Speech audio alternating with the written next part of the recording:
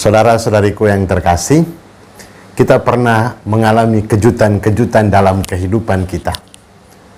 Kita terkejut, kenapa semua ini bisa terjadi dalam hidup kita?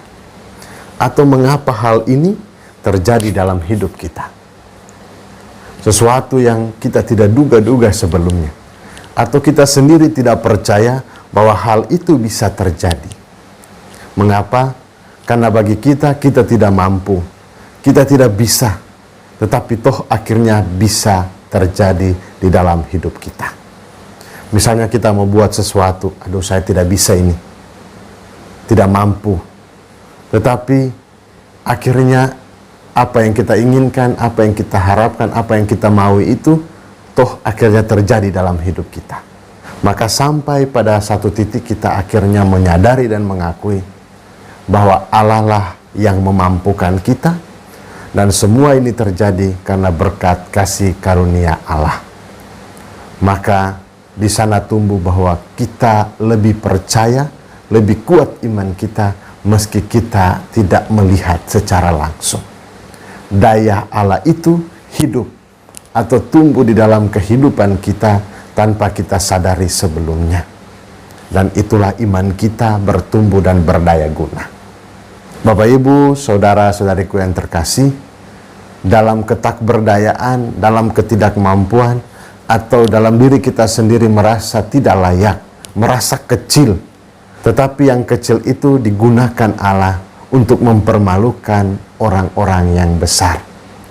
Itulah yang kita dengarkan dalam bacaan, di mana tunas yang kecil yang dipatahkan, kemudian ditanamkan. Dan dari tunas yang kecil yang dipatahkan tadi tumbuh menjadi pohon yang besar yang menjadi tempat bernaung semua burung-burung, menghasilkan buah yang berlimpah.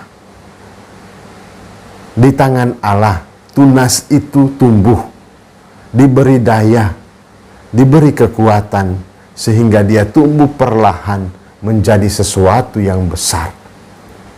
Bangsa Israel di pembuangan menjadi bangsa yang kecil, tetapi dari sanalah lahir suatu bangsa yang besar, bangsa yang memuliakan Allah karena Allah berkarya di dalamnya. Bapak Ibu, saudara-saudari yang terkasih, yang kecil ini dipakai juga oleh Tuhan Yesus untuk mengumpamakan tentang datangnya kerajaan Allah. Kerajaan Allah itu seperti biji sesawi yang kecil apabila dibandingkan dengan biji-biji yang lain.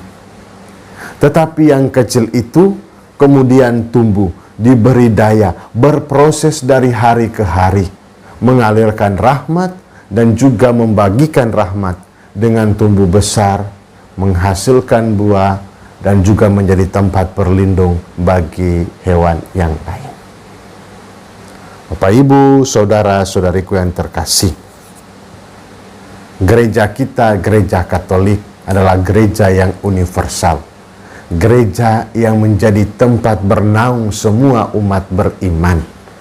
Gereja di mana tempat orang bertumbuh di dalam iman, bertumbuh di dalam Kristus, dan diberi daya oleh Allah sendiri. Maka hal itu bisa terjadi, bisa menjadi berkat bagi orang lain, bisa menghasilkan buah bagi orang lain ketika kita bersumber dari Allah sendiri, yang dialirkan lewat sakramen-sakramennya, yang dialirkan lewat buah-buah Ekaristi. Tidak perlu takut akan kemampuan diri kita. Tidak perlu pesimis dengan apa yang kita miliki. Tetapi apa yang harus kita buat sebagai orang beriman, ambillah biji itu, kemampuan-kemampuan itu, talenta-talenta yang dianugerahkan Tuhan bagi hidup kita, kemudian ditumbuhkan, dikembangkan, diberi pupuk, diberi daya, dan biarkan Allah juga turut ambil bagian di dalamnya untuk menumbuhkan kita menjadi besar, menjadi berkat bagi orang lain.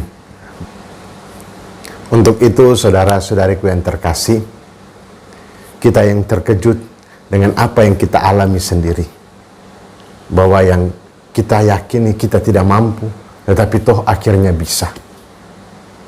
Akhirnya sekarang ini kita sadari bahwa Allah turut ambil bagian di dalam kehidupan kita, bekerja untuk membuat kita yang kecil ini menjadi besar.